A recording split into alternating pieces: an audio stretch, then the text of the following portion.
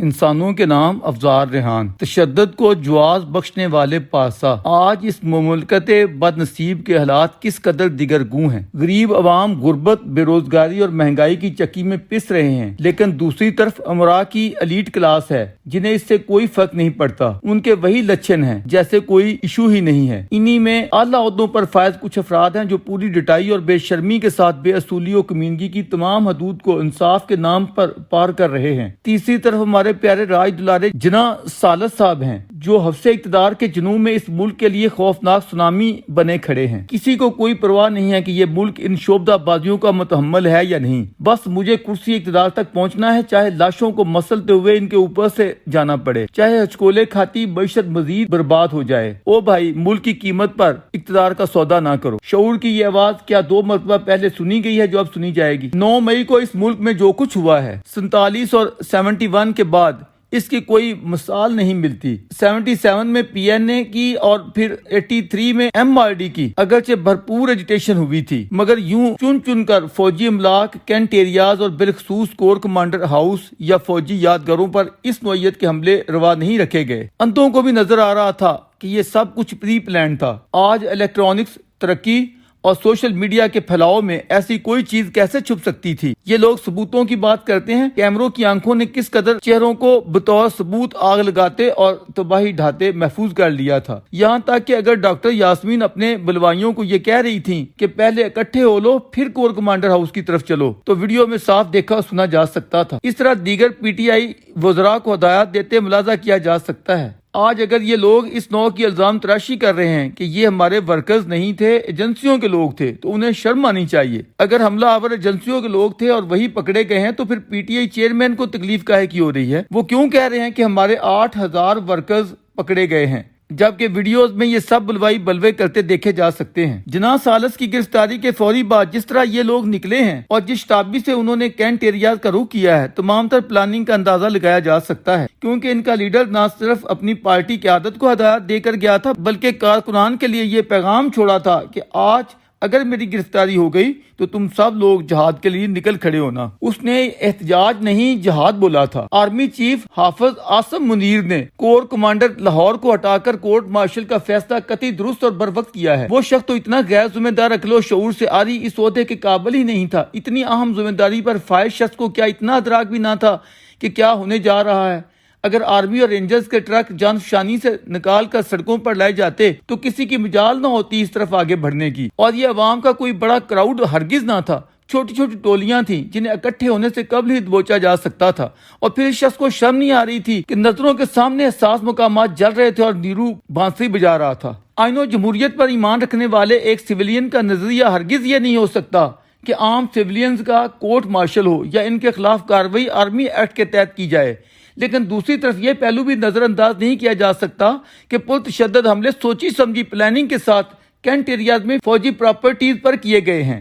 اگر سخت ایکشن نہیں لیا جائے گا تو یہ مجرمانہ ذہنیت اور دہشت گردی کی اسی طرح حوصلہ افزائی گردانی جائے گی بدقسمتی سے جس کا بدترین مظاہرہ ہماری جوڈیشری میں کیا جا رہا ہے۔ ما قبل اور بعد جوڈیشری کی وجہ سے اس مغروب فعل کی حوصلہ افزائی ہوئی ہے۔ کیا دنیا میں کہیں ایسے ہوا ہے کہ ایک شخص 60 ارب کی کرپشن کے الزام میں عدالتی ریمانڈ پر ہو، اپنے لوگوں کو مسلسل دہشت گردی پر اکساتا چلا آ رہا ہو، سپریم جوڈیشری کا چیف جج عاشق معشوق کی طرح اس کی بلائیں لے رہا ہو، اس نے جو جرائم کیے ہیں یا جو ابھی کرنے ہیں یا جن کا اندیشہ ہے یا جن میں اس نے ضمانت طلب بھی نہیں کی ہے، سب کچھ کی نہ صرف ضمانت منظور کروانے کا اہتمام کروائے بلکہ اس کی بلائیں لیتے ہوئے کہہ رہا ہو، آپ کو دیکھ کر خوشی ہوئی، بہارو پھول برساؤ، میرا محبوب آیا ہے، آپ میرے مہمان بن کر 3 بیڈ کے ریسٹ ہاؤس میں رہیے، وہاں اپنی فیملی اور 10 افراد کو بلا کر ان سے گپ شپ کیجیے اور آرام سے سو جائیے۔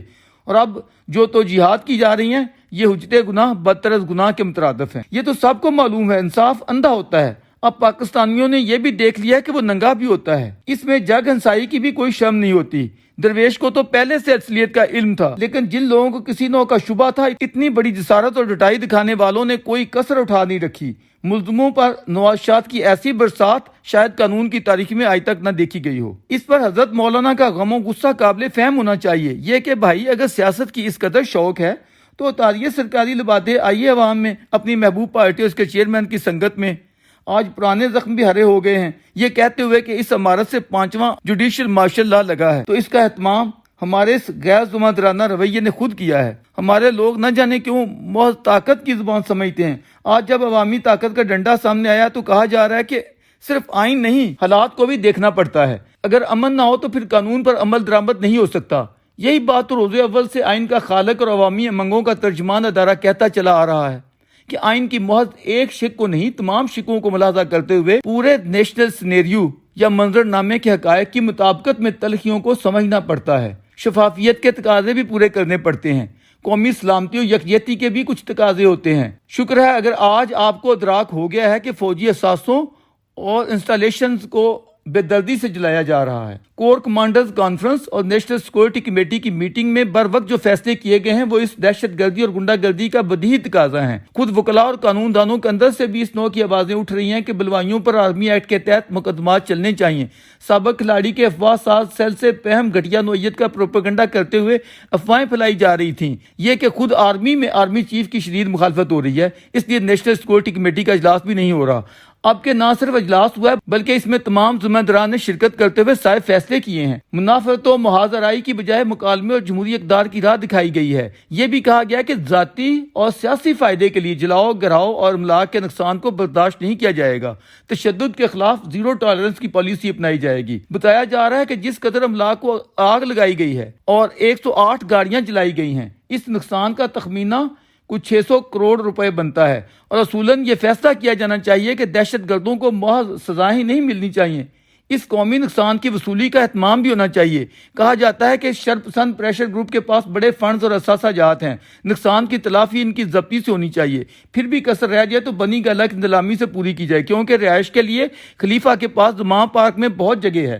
اگر اس نوع کے ٹھوس اقدامات نہیں اٹھائے جاتے تو پارلیمنٹ کی تقاریر ہوں یا دھرنے کی شعلہ بیانیاں، کور کمانڈرز کانفرنس کی وارننگ یا تنبیہات ہوں یا نیشنل سیکورٹی کمیٹی کے مذمتی بیانات، سب گیدڑ بھپکیاں قرار پائیں گے اور بہاروں پھول برساؤ والوں کی بے انصافیاں جاری رہیں گی۔